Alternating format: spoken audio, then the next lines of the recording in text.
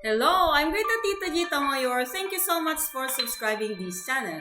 Please don't forget to like, comment, share, so that others will also be equipped about their potential. And if you are new, click the subscribe and notification bell so that you will be notified whenever I will upload a new video in this channel. You will receive Wisdom for Living. We are now on day 309, Twisted Values. And our text is found in Proverbs 13:14-16. The teaching of the wise is a fountain of life, turning a man from the snares of death. Good understanding wins favor, but the way of the unfaithful is hard. Every prudent man acts out of knowledge, but a fool exposes his folly. Proverbs 13:14-16. So, ang sabi dyan, yung teaching daw ng wise is fountain. Yan. So, nagbibigay buhay.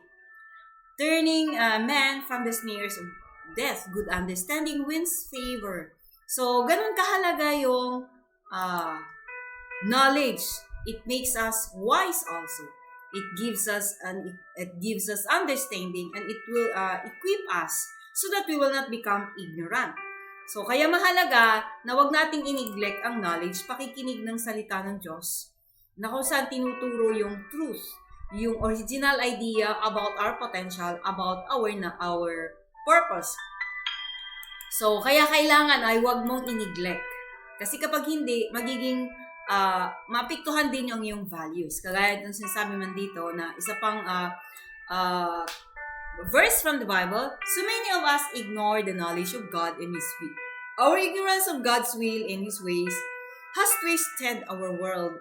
We devalue what God values and elevate what is insignificant to Him. He sees the tremendous ability we have, and we look at the earth houses that contain the treasure. Now, ito yung nangyayari ngayon. Karamihan ay ini-ignore yung pagpunta sa church, ini-ignore yung pagbabasa ng Bible, ini-ignore yung Bible studies kasi akala nila mas mahalaga yung trabaho yung job nila, mas mahalaga yung business nila, mas mahalaga yung paglaan ng panahon sa mga bagay-bagay na yayaman sila, kikita ng pera, yun yung nasa isip karamihan. Those are just minors. Supposed to be, ay wag nating i-neglect yung knowledge, the truth. Knowledge about the truth, which is the Word of God. Kapag ignorante ka sa knowledge about the Word of God or the truth about the Word of God or the original idea about who you are that is only found in the Manual of Life or in the Bible, then you will become ignorant. Dahil ignorante ka, pati values mo ay ma-devalue, pati values mo ay maapektuhan din. For example, ang isang tao na sinusunod niya, wala siyang alam sa Manual of Life na tinuruan tayo ni God na dapat ay i-take care yung ating katawan, hindi niya i-value yung kanyang katawan. Kaya maninigarilyo siya o kakain siya ng kahit ano at iinom siya ng alak. Bakit? Kasi hindi niya gina-value yung kanyang katawan dahil wala siyang right knowledge about how important the body is. Kaya yung values niya ay maapektuhan din. Kaya mahalaga na na-equip ka about the knowledge of the truth, about the Word of God, about who you are, the original idea about who you are, the principles in life that we need to know, the principles that we need to know so that we will live effectively and we will be able to fulfill the purpose why God created us. And those principles can only be found in the Manual of Life, so kailangan paglaanan ng panahon. Mahalaga yun. He created us to show forth His power, but we are more interested in success by the world's standards.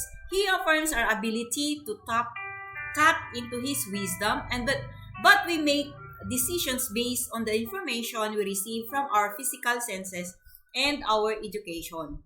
So, mostly, karamihan ay kanilang ginagawa, inuuna, pinapakinggan kung anong tinuturo sa mundo.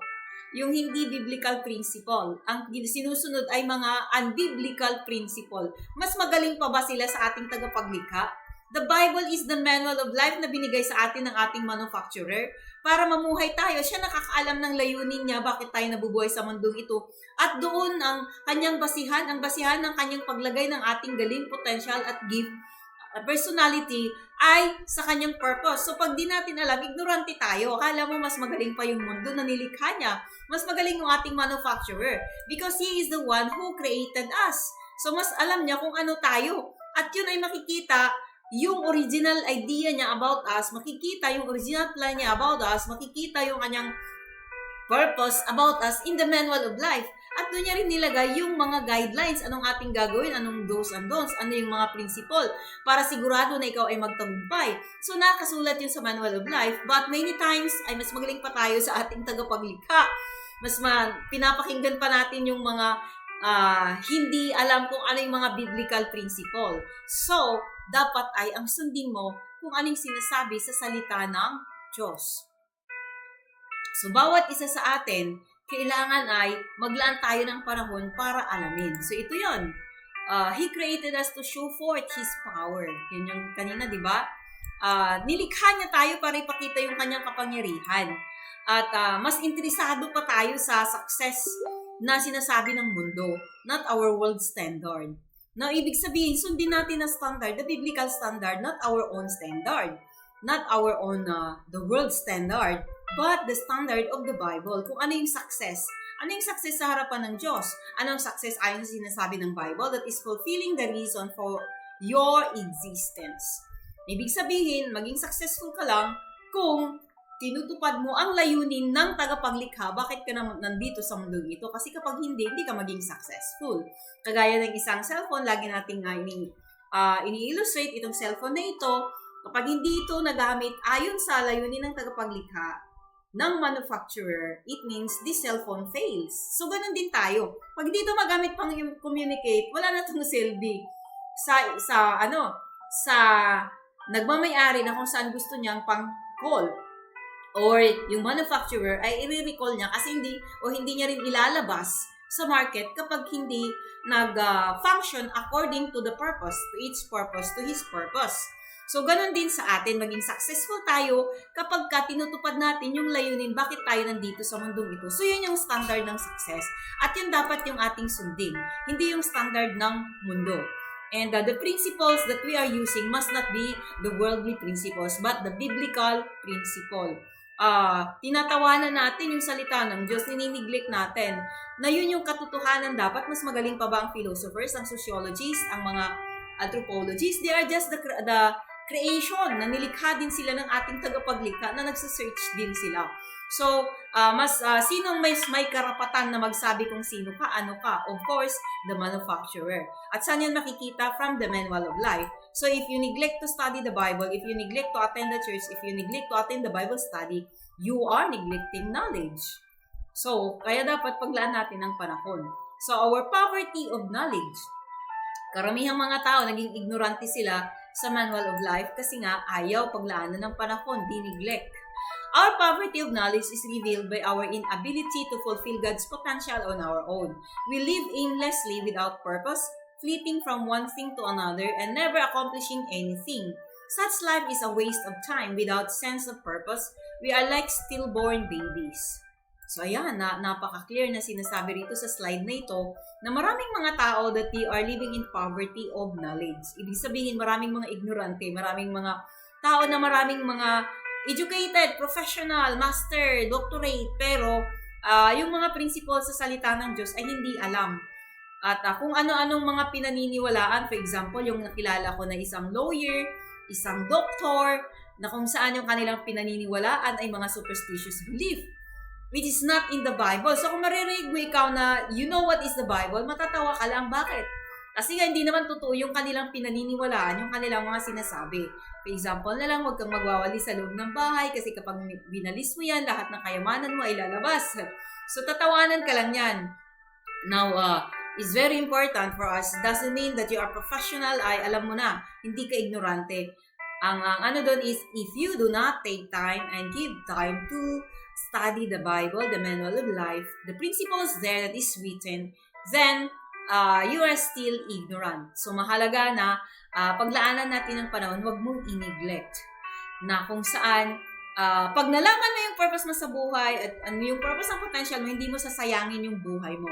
Kasi kapag hindi mo alam, sinasayang mo lang yung oras mo sa mundong ito, yung buhay mo sa mundong ito, at hindi mo magagawa ang layunin mo sa buhay. So kung ikaw dahil alam mo na, you share it to others para hindi sila maging ignorante sa kanilang potential.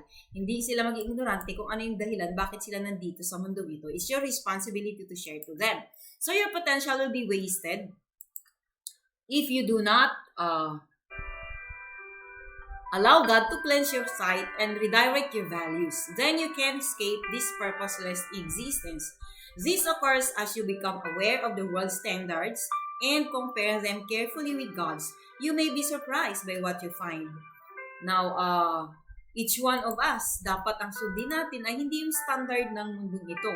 Hindi yung standard ng world. Hindi yung standard ng ignorance, pagiging ignorante.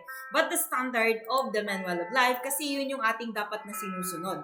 Now, for example, yung tao, yung kanina, yung example ko sa inyo na, ang tao, ang alam niya, pag di siya nakapagtapos, di siya maging successful. Na, which is wrong. Dahil wala siyang alam sa salita ng Diyos, di niya alam na mayroon pala siyang galing. Na pwede mo pang lampasan yung kahit mga doctorate or nakatapos kung hindi nila alam din yung kanilang purpose sa buhay. But for you, even though hindi ka nakatapos, kung alam mo yung purpose, bakit ka nilikha ng Diyos, bakit ka nilikha ng tagapaglikha, then you will become successful. So it's not, your success is not based on your grade, your success is not based on your course, your success is not based on your financial status, your success is not based on your situation, but it is based on how you fulfill the reason for your existence. So, yun yung tinatawag na success. So, dapat ay wag nating sayangin yung potential na binigay sa atin. Kasi kapag hindi natin alam, then we will be wasting the potential God has given us. So, yun ang sabi rito. Your potential will be wasted if you do not allow God to cleanse your sight, redirect your values. So, dapat alam mo kung ano yung dahilan bakit ka nandito para bigyan mo ng halaga ang iyong buhay. Kapag alam mo yung purpose mo, of course, you will give value to your life. Pangalawa, you will also give value to yourself. So yung values na ma-develop mo ay maayos because you are following the laws and principles from the manual of life. So magiging values mo ay maayos. Yung kultura mong ma-develop ay maayos. Yung character na lalabas sa'yo, mag-reflect ay maayos. Kasi maayos ang iyong belief. Hindi ka nabubuhay dahil sa pera. Hindi ka nabubuhay dahil sa greed. Excuse me. Hindi ka nabubuhay sa puno ng galit, sa unforgiveness. Kundi namumuhay ka na punong-puno ng forgiveness, ng love. Kasi sinusunod mo kung ano yung tuntunin sa manual of life. Hindi ka nagtatanim ng sama ng loob at alam mo yung purpose mo sa buhay. That's why it's very important for you to know the reason for your existence. So, if you learned something from this video, don't forget to leave a comment below. So, that's all for this video. And thanks for watching. God bless.